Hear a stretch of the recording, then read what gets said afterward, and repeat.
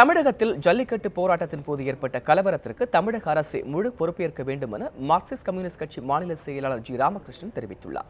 விழுப்புரத்தில் செய்தியாளரிடம் பேசிய அவர், அறவழியில் போராடிய இளைஞர்கள் மீது மத்திய அரசின் தூண்டுதல் பேரில் மாநில அரசு காவல்துறையை கொண்டு கலவரத்தை ஏற்படுத்தியதாக குற்றம் சாட்டினார். இதன் மீது நீதி விசாரணை நடத்தப்பட வேண்டும் எனவும், மெரினாவில் பிறப்பித்த 144 தடை உத்தரவை அரசு திரும்பப் பெற வேண்டும் என்றும் அவர் வலியுறுத்தினார்.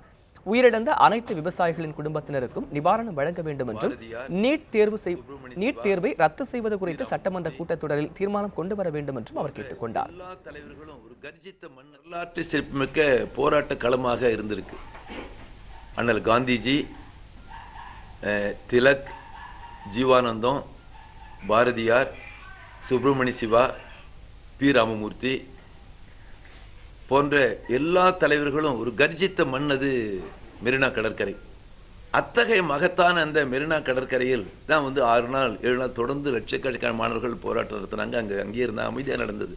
ஆகவே அப்படிப்பட்ட இடத்திற்கு 144 தடை சட்டம் வைத்திருப்பது சரியானதல்ல. அந்த சட்டத்தை விலக்கிக் கொள்ள வேண்டும் என்று மாநில அரசாங்கத்தில் வற்புறுத்தினார்.